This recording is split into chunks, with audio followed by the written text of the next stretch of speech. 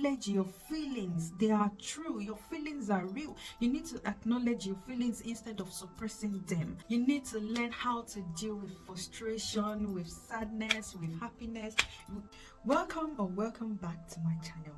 My name is Bash, and today, if you see me this serious, obviously you know that we're going to be talking about something very serious. So, as seen by the title, we're going to be discussing about how to build a really strong relationship with yourself, how to build a self-love, a self-growth.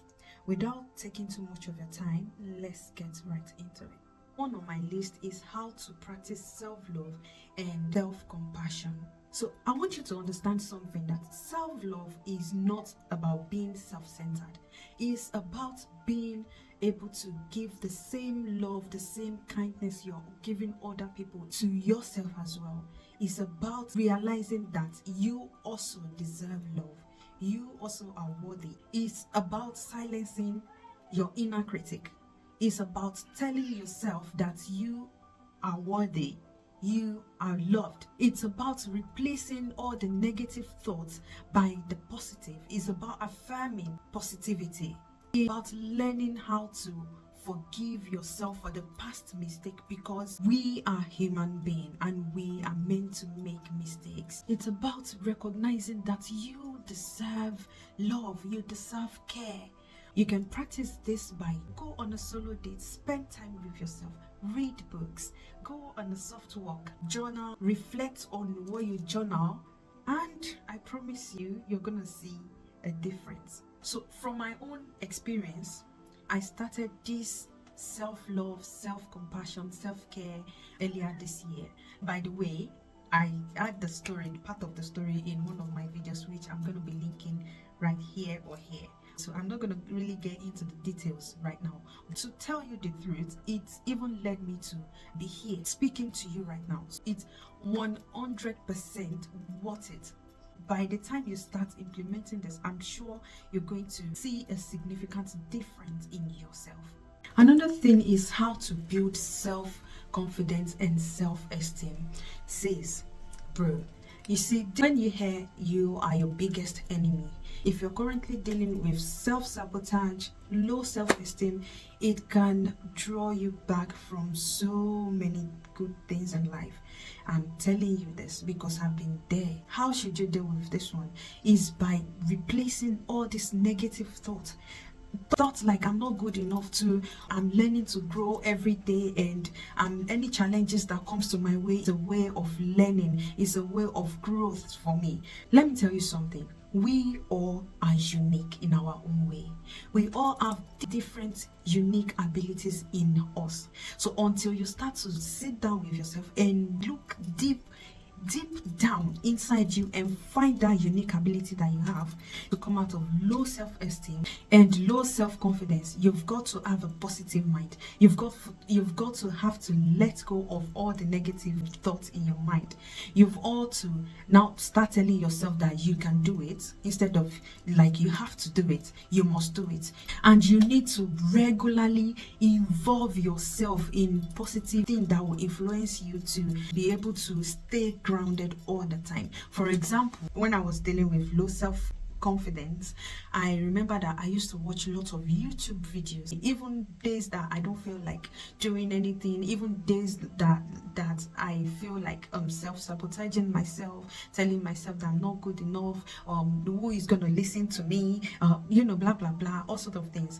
Whenever like I go onto YouTube, then I'm gonna go onto some people's podcasts, like Mel Robin podcast, Diary of a CEO. Whenever I listen to their podcast, I feel pumped again, because I surrounded myself with positive energy, with positivity. So I was able to, like, even when I'm at my lowest, I was able to like pick myself up over and over again. Another one that I'm going to talk about is about the importance of setting a boundary.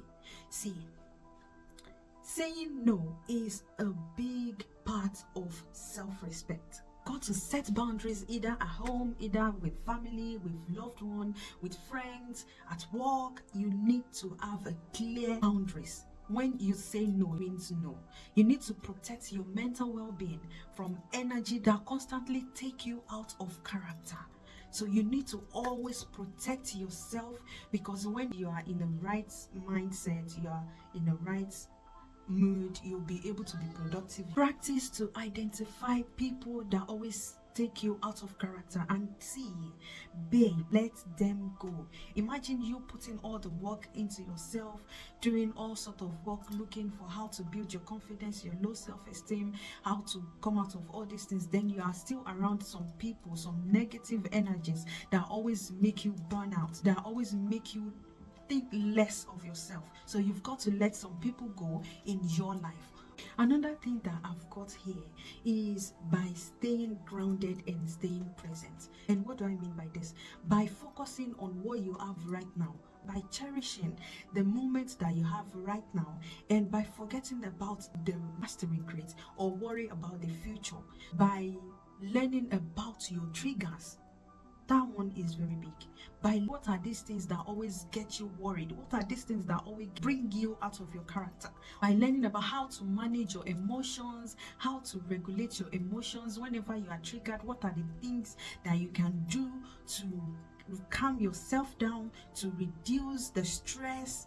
For example, I've seen a difference in myself when I started doing meditation, because now during my meditation time, I'm going to tell myself, okay, if some of this energy come, how am I going to react? And to be honest, immediately I'm sensing that energy, my brain is operating quickly, because what? I've put in that much work, and I'm not going to let anybody that did not put that work into me come and just take it out of me like that. That is my hard work. I'm not going to let anybody take it away from me. So you can't just come from nowhere and come and take me out of character. No, you've got to go, man. You've got to go. How can you do this? By start practicing activities like meditation, like yoga, like taking this mindful walk. By practicing deep breathing, you'll be able to reconnect with your inner self and be able to protect your positive energy, your mental well-being. You'll be able to manage stress. You'll be able to recognize triggers and learn about how to deal with them. Before we move on to the next one, I just wanted to tell you quickly that please give this video a thumbs up, subscribe, please leave the comments in the comment section for me. Thank you so much. And lastly, I'm going to be talking about how to nurture emotional well-being and mental health. You can do this one by creating a safe space for you and for those around you. So you need to give yourself a permission to experience the world, to go all through emotions, because you're a human being. We need to acknowledge your feelings. They are true. Your feelings are real. You need to acknowledge your feelings instead of suppressing them. You need to learn how to deal with frustration, with sadness, with happiness.